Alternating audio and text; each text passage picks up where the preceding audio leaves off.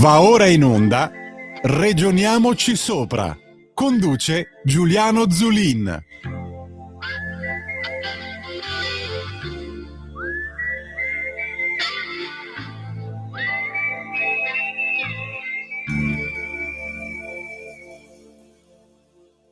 Buongiorno a tutti amici di Radio Libertà, sono Giuliano Zulin e come sempre parliamo del tema a noi caro, che è l'autonomia differenziata, il potere che devono avere in base alla Costituzione in più le regioni, come è scritto appunto, lo ribadiamo sempre fino allo sfinimento, nella Costituzione. Ecco, siamo in un contesto molto particolare perché il tema qual è? In queste ore si sta decidendo se si riesce a trovare, se votare, se trovare i numeri per eleggere 4 membri della Corte Costituzionale che tra l'altro saranno chiamati il 20 gennaio, doveva essere ieri, ma proprio perché oggi, non so se oggi o domani si troverà la quadra per scegliere questi 4 giudici della Corte Costituzionale, che in tutto sono 15, lo ricordo, proprio perché dopo che la Cassazione ha detto ok, si può fare il referendum su la legge Calderoli, che in teoria potrebbe essere abrogato secondo almeno quanto ha stabilito la Cassazione, ma deve esprimersi la Corte Costituzionale su questo tema, perché chiaramente è un tema costituzionale in quanto una legge di applicazione di alcuni articoli della Costituzione. Ora, quindi, siamo in attesa di questi 4 giudici per capire se poi il 20 gennaio, ma ovviamente ci risentiremo, ne parleremo, ci sarà o no il referendum. Però il tema è anche un altro, no? Cioè referendum o non referendum, ci sono varie questioni che riguardano l'autonomia, che sono più che altro di sostanza, no? Al di là appunto della propaganda che ha fatto qualche partito, soprattutto a partire dall'estate, appunto con la raccolta firme per il referendum abrogativo, e poi per, diciamo, l'azione di 4 regioni, ovvero Toscana, Campania, Puglia ed Emilia Romagna, che hanno presentato ricorso, Sardegna, non Emilia Romagna, che hanno presentato ricorso presso la Corte Costituzionale per dichiarare incostituzionale la legge Calderoli, che lo ribadiamo sempre fino allo sfinimento. È una legge che crea un quadro di intervento per applicativo della autonomia, che è stata scritta modificando la Costituzione nel 2001, confermata dal voto degli italiani, con un voto, diciamo, oltre circa 11 milioni di italiani hanno detto sì, a noi piace l'autonomia differenziata, o comunque il regionalismo spinto, ma poi non è mai stata applicata. Quindi, al di là del referendum, al di là di tutto, c'è stata anche la Corte Costituzionale consulta, appunto, che ha rigettato alcuni provvedimenti, articoli, più che altro della legge Calderoli, dicendo che gran parte delle modifiche devono essere fatte dal Parlamento e non da decreti ministeriali, rigettando più o meno 30-40 ricorsi che hanno presentato le 4 regioni guidate più o meno dal centro-sinistra contro la legge Calderoli. E quindi in questo contesto siamo in attesa dei giudici della consulta, che poi si esprimeranno il 20, ma rimane un fatto epocale grosso, ovvero cosa fare di questa riforma, di quello che c'è scritto nella Costituzione, che nessuno vuole mai applicare da oltre 20 anni, se non su spinta di alcune regioni che si sono mosse ormai da 10 anni, Veneto, Lombardia, alle quali poi si sono aggregate l'Emilia Romagna, salvo ripensamenti, ma adesso ci sono anche Piemonte e Liguria, che chiedono effettivamente di un'applicazione di quello che è scritto nella Costituzione, né più né meno. Abbiamo sentito pochi secondi fa in una dichiarazione del nuovo, diciamo da qualche tempo ormai, capogruppo di Fratelli d'Italia alla Camera, che è Galeazzi Bignami, il quale ha detto: premierato, separazione carriere e autonomia differenziata sono impegni assunti con gli italiani che intendiamo portare a termine e onorare entro questa legislatura. Il timing è quello che ci è stato dato in seguito agli impegni assunti e della fiducia degli italiani. Entro fine legislatura le porteremo a termine. Ora, entro fine legislatura vuol dire quando? Fra 2 anni? Però l'autonomia differenziata, ormai al punto in cui siamo arrivati e dopo i rilievi della consulta, forse sarebbe la prima da prendere in mano e da sistemare, ma proprio per avviare un percorso che ci vede anche, come dire, vede anche lo Stato protagonista dell'attuazione di uno dei target fissati dal PNRR, perché quando con il governo Conte 2 e il governo Draghi presentarono il PNRR, piano di ripresa e resilienza, all'Unione Europea, avallato poi da tutti i partiti, più o meno, a parte Fratelli d'Italia, ecco, c'è un target che scade nel primo semestre 2026 che dice deve essere attuato il federalismo fiscale in base a una legge del 2009, che tra l'altro scrisse il ministro attuale delle riforme, ovvero Roberto Calderoli, e va attuata. Quindi non è che possiamo arrivare, va benissimo, cioè l'autonomia deve essere differenziata, deve essere propedeutica a questo diciamo target del PNRR. Quindi non ci si scappa dalla attuazione del federalismo fiscale, dell'autonomia differenziata, ma proprio perché è stato portato avanti da tutti i partiti e ce lo chiede persino l'Europa. Quindi, ma anche diciamo a sinistra, diciamo si è elevato, diciamo a livello culturale, chiamiamolo così, dopo la campagna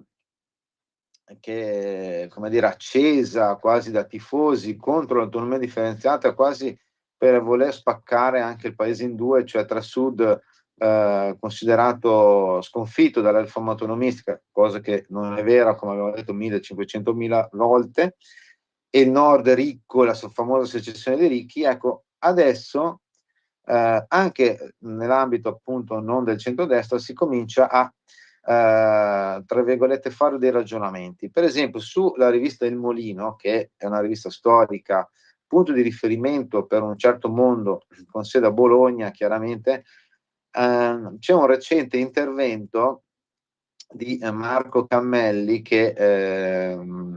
professore emerito dell'Università di Bologna, ha presieduto l'associazione appunto Il Molino, di cui appunto è socio, e la scuola dei beni e delle attività culturali e del turismo del MIBAC. Di fatto lui fa un articolo dove recentissimo, lo potete trovare su rivistailmolino.it, dove ci dice autonomia differenziata, ma il comune non fa mezzo gaudio. Dice ridefinire un assetto credibile di regionalismo è impegnativo, poiché occorre un sistema ben bilanciato tra un centro, guida istituzionale, e un sistema di autonomie espressione del pluralismo. Però poi a un certo momento dice è innegabile che il processo di messa a punto dell'autonomia del titolo quinto è bloccato da più di 20 anni. No, è ok, però nello stesso tempo resta risolto ciò che ha acceso gli animi e reso difficile il dialogo, cioè il nervo scoperto di temi fortemente conflittuali. La diffusa percezione nelle aree territoriali e fasce sociali più deboli dell'irrimediabile conflitto tra uguaglianza, flessibilità o differenziazione. Uscendo da discorsi chiaramente intellettuali, andando al pratico, Cammelli in questo intervento dice ok, è quasi rivolto più diciamo, all'opposizione, no? Dice ok che avete, non so le parole di Cammelli, questa è la traduzione che faccio io ovviamente, dice ok che avete fatto la vostra battaglia, ok che qualcosa avete portato a casa o qualcosa si è fermato, ma allo stesso tempo rimane irrisolto un problema enorme, che è un problema proprio legato all'aumento delle disuguaglianze senza autonomia differenziata, lo ricordiamo benissimo. La settimana scorsa, tra l'altro, abbiamo parlato di questo sistema nella sanità che è diventato Arlecchino, dove in teoria si è dato un potere diciamo gestionale alle regioni, poi dall'altro lato però non ci sono i soldi, perché come dire, alla fine ogni anno si va a creare un sistema di trattativa quasi da mercato, da SUC, che non porta certamente bene ai cittadini, ai servizi rivolti ai cittadini, ma crea soltanto confusione nella gestione e quindi inefficienza. E alla fine il risultato finale è che c'è qualcuno che deve fare 1000 chilometri e andare in un'altra regione per farsi curare, perché nel proprio territorio le strutture non garantiscono servizi degni di questo nome o addirittura non ci sono. Ma ritornando al discorso di Cammelli, sulla rivista Il Molino, lui dice di fatto ok, bisogna trovare comunque una soluzione una soluzione all'applicazione di quello che c'è scritto nella Costituzione, dagli articoli 116, 117, 118 e 119. E una via la indica molto bene la Corte Costituzionale, come tra l'altro possiamo leggere in un paper, un documento che si trova sul sito dell'Istituto Bruno Leoni, Istituto Bruno Leoni, che è un briefing paper, scusate, proprio per essere precisi, che è l'istituto punto di riferimento del mondo liberale al di là di partiti in Italia. È un paper scritto da Dario Stevanato, che è professore ordinario di diritto tributario all'Università di Trieste. Allora, diciamo i punti chiave che lui scrive in un trattato insomma, in questo briefing paper, un documento di 6-7 pagine. Lui dice di fatto: la legge Calderoli ha confermato le bozze di intesa Veneto e Emilia Romagna in merito alla compartecipazione dei tributi. Lui fa questo ragionamento, no? Lui dice in poche parole,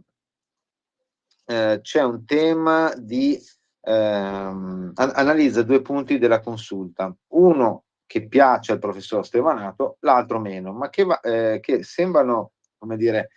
quisquiglie o come dire discorsi da azzecagarbugli legali, ma poi siamo nella sostanza, perché in effetti il suo intervento si chiama autonomia differenziata, chi paga e quanto, cioè il tema è il finanziamento dell'autonomia differenziata, come cambia dopo la sentenza della Corte Costituzionale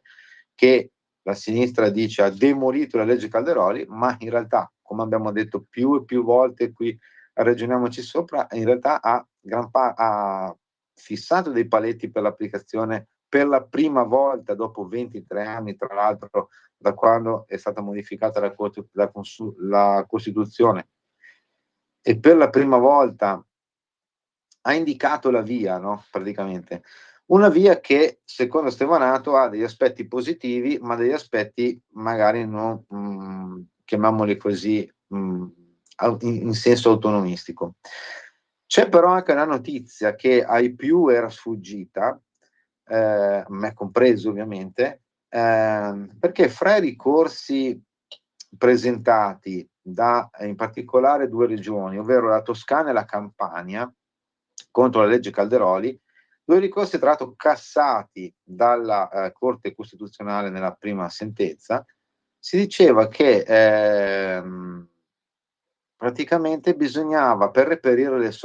risorse per l'autonomia, bisognava aumentare la tassazione su basi locali. Su base locale, cioè quindi la Toscana e la Campania dicevano no all'autonomia, ma dicevano che chi invece vuole l'autonomia deve aumentare le tasse locali. Che è, diciamo, per primo è una cosa che bisognerebbe che sapessero molti, ma molti elettori, che adesso tra l'altro si va alle elezioni sia in Campania e anche fra qualche tempo anche in Toscana, dire ai propri elettori che, diciamo, l'attuale presidente della regione Campania e l'attuale presidente della regione Toscana voleva in qualche maniera far aumentare le tasse col suo ricorso, poi cassato, ai cittadini delle regioni che volevano l'autonomia. Cittadini che vogliono autonomia non perché vogliono ovviamente impoverire nessun altro, ma perché dicono: secondo noi i servizi qua funzionano con una gestione oculata, se le risorse rimanessero ancora di più nel territorio potremmo avere ancora più servizi, chiaramente, senza tra l'altro sprecare soldi, addirittura con meno sprechi. L'abbiamo detto tante volte, che ragioniamoci sopra, la spesa regionalizzata, se la spesa media regionalizzata italiana si adeguasse alla spesa media della regione Lombardia, lo Stato risparmierebbe più o meno sui 60-70 miliardi ogni anno, il che vuol dire meno soldi per il debito, il che vuol dire che magari hai anche dei soldi. Adesso ci chiedono i soldi per la difesa, di aumentare al 5% del PIL, avremmo dei soldi per ridurre le tasse, avremmo dei soldi per non massacrare o comunque per dare un qualcosa in più alle pensioni, avremmo i soldi per fare tante cose e per avere tra l'altro servizi efficienti. Ma proprio sull'efficienza c'è un punto che segnala il professor Stevanato che a lui non piace, no? Perché lui dice in sostanza la Corte Costituzionale ha detto che per ripartire i soldi non bisogna basarsi sulla spesa storica, cioè su quello che si è speso fino adesso, ma bisogna basarsi su dei cosiddetti costi standard, cioè ovvero quali sarebbero i costi ideali per servizi uniformi e decenti in tutto il paese. Ecco, quello, fissando quei parametri lì che la commissione per i LEP, i famosi LEP, i livelli essenziali di protezione dell'Stato, li predisporrà il Ministero delle riforme guidato da Calderoli. Ecco, in questo ambito qua praticamente c'è il tema che loro dicono, la consulta dice non bisogna andare a gravare ulteriormente, ma bisogna appunto fissare dei costi standard in base ai quali ripartire i fondi, no? Ecco, il tema qual è, no? Cioè, che però c'è un ambito strano, no? Nel senso che loro dicono, se tu sei una regione efficiente e quindi praticamente magari si fissa, non so, che la garza medica vale 100, facciamo un'ipotesi, tu sei una regione efficiente già la paghi 80, ecco, quell'extra, quei 20 che tu guadagni, che tu risparmi in base a questi nuovi criteri, in poche parole dovresti darli allo Stato, perché la consulta dice che tu, regione, come dire, cioè alcune funzioni rimangono sempre in capo, cioè la materia rimane in capo allo Stato, che poi delega delle funzioni alle regioni, no? In questo modo qua però, giustamente dice il professor Stevanato, non è che si premia l'efficienza, cioè che non ci sarebbe un incentivo all'efficienza, no? Perché paradossalmente c'è quasi il rischio che io, che sono la regione X, che sono virtuoso ed efficiente, spendevo 80 per la Garza, come diciamo prima, adesso mi dicono che il livello essenziale di prestazione è 100, magari spendo di più. E quindi è una roba un po', come dire, strana, no, questa roba qua, ma anche e soprattutto perché non spinge il governatore della regione a puntare su una efficienza, no, della spesa e quindi anche sul centro acquisti e tutte queste robe qua. Tant'è che appunto dice il professor Stevanato, l'uso della spesa standard anziché della spesa storica, prendendo per esempio due regioni a caso, Veneto e Lombardia, che sono in base alle varie classifiche sempre più o meno in testa a queste classifiche, appunto dice, in testa sull'efficienza in base alla spesa, non porterebbe a una riduzione, ma a un aumento della spesa pubblica della regione autonomia differenziata. Quindi di fatto sarebbe poi impraticabile lo stesso processo di differenziazione, perché se poi tutti pagano 100 per la garza, allora cioè, se io risparmio 20 e devo darli allo Stato, allora qual è la storia della differenziazione? Però, e quindi questo è una questione da valutare molto in ambito parlamentare, ma che va valutato non a fine legislatura adesso, perché il fine legislatura è fra 2 anni, cioè è praticamente dietro l'angolo. Ma c'è un altro aspetto che invece dice che è positivo, il professor Stevanato, tra l'altro, come dire, dice, alla fine, nei vari accordi di mediazione, Messo Calderò aveva detto, ok, se ogni anno troviamo un modo per riequilibrare noi conti, cioè per esempio uno dice, se tu regione avevi dei soldi, ma per garantire i livelli essenziali di prestazione non ce l'hai fatta per 1000 motivi, alla fine diciamo che ci si viene incontro, no? E questo la consulta invece dice che non va bene ecco, in questo invece è una cosa positiva, no? Perché la consulta dice non va bene questa roba qua che ogni anno ti metti d'accordo, perché proprio anche in questo caso qua nascerebbe non certo una responsabilizzazione, ma alla fine dice vabbè, tanto a fine anno ci si mette d'accordo e dov'è allora la corsa all'efficienza? Non ci sarebbe, no? Da parte diciamo, delle regioni cosiddette meno efficienti, perché alla fine la consulta di fatto dicendo che non si basa sulla spesa storica, cioè su quello che si è speso fino adesso, ma sulla spesa che quanto dovrebbero essere i servizi essenziali di prestazione, praticamente dice che tutti sono inefficienti. In realtà non è vero così. E con questo sistema però conferma che di fatto devi andare a essere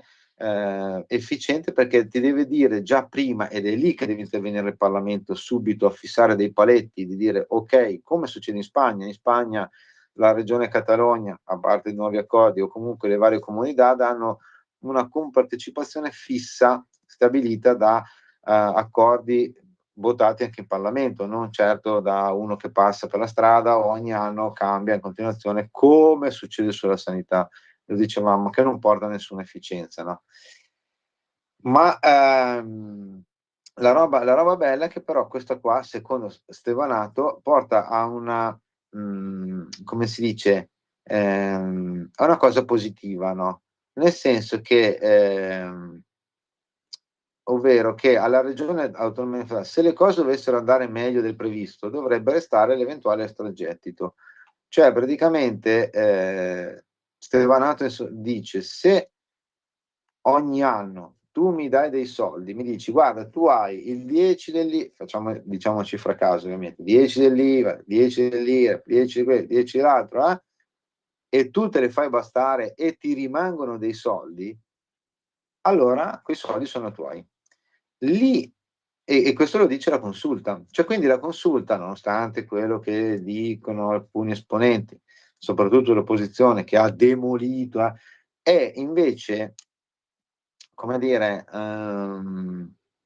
paradossalmente per certi versi non è autonomista, nel senso che dice che comunque le materie, la gestione delle materie deve rimanere statale, che delega però delle funzioni alle regioni, che possono essere anche tante ovviamente, no? Abbiamo fatto i conti di quante sarebbero le funzioni, sono 300-400, no, l'abbiamo detto qualche puntata fa. Ma dice anche che va fissato prima un, chiamiamolo così, un livello di compartecipazione ai vari gettiti tributari, no? Va fissato prima, e in base a quello, e non che ogni anno ci si mette d'accordo poi per sistemare i buchi, e in base a quello ogni regione deve adeguarsi. Chiaramente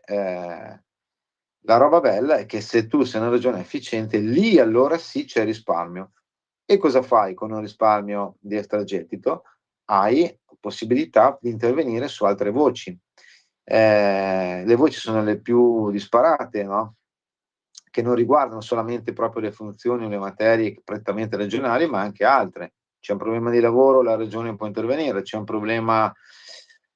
chiamiamolo così, anche legato a un danno, un evento estremo climatico, la regione magari può intervenire, cosa che adesso non fa, perché adesso cosa succede? C'è un danno, faccio l'esempio del danno estremo climatico, no, il governo dice ok, il commissario è più o meno il presidente della regione, il quale lui fa i conti, ma poi i soldi non ce l'ha la regione, cioè ha dei fondi ma poca roba.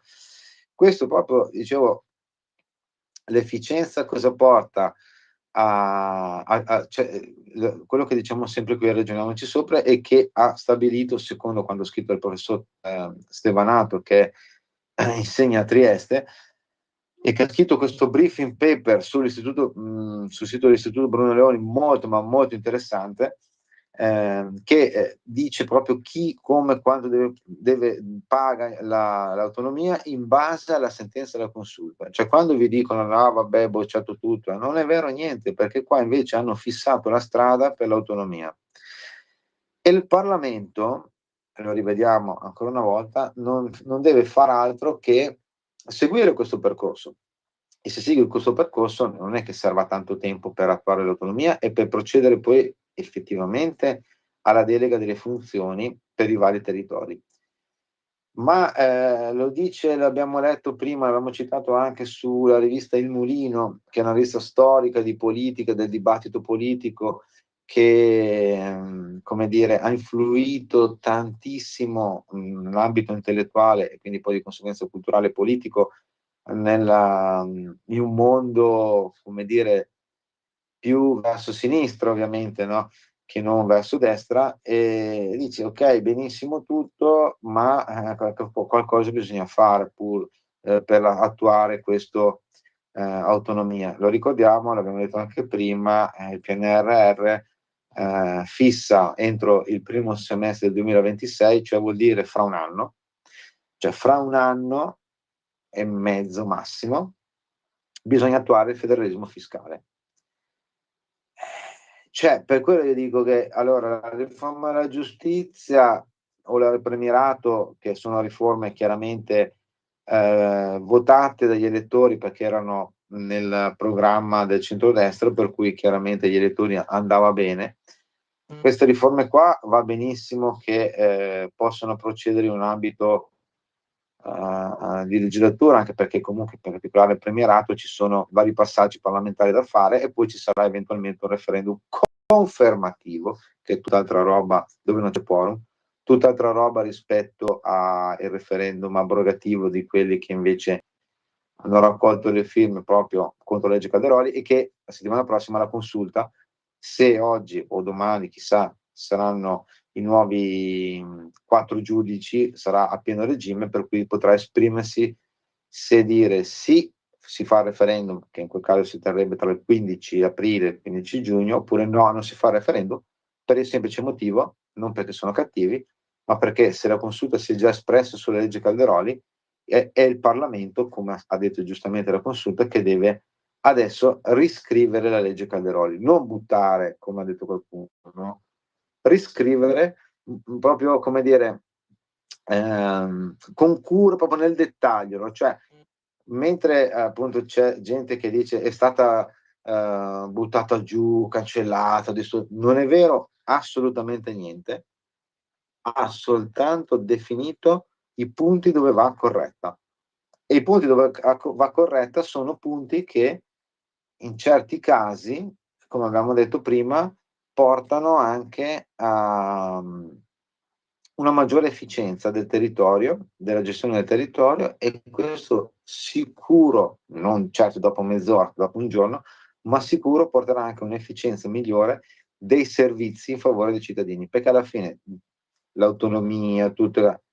per cosa si fanno se non per, in teoria, migliorare la vita dei cittadini, no? E quindi allora facciamo così: noi adesso ci salutiamo, poi aspettiamo questi giudici, ci sentiamo ovviamente la prossima settimana per parlare della sentenza, che dovrebbe essere il 20, quindi chiaramente la settimana prossima ne parleremo, capiremo se c'è referendum o no, e in base come abbiamo detto all'inizio di questa nostra chiacchierata, referendum o no, la autonomia deve andare avanti adesso, perché è già 20, quasi 4 anni che stiamo aspettando l'applicazione dell'autonomia e del regionalismo in Italia, come è scritto nella Costituzione. Non mi resta che salutarvi e augurarvi una buona settimana da parte di Giuliano Zulin qui a Ragioniamoci Sopra. Come sempre, buona autonomia a tutti.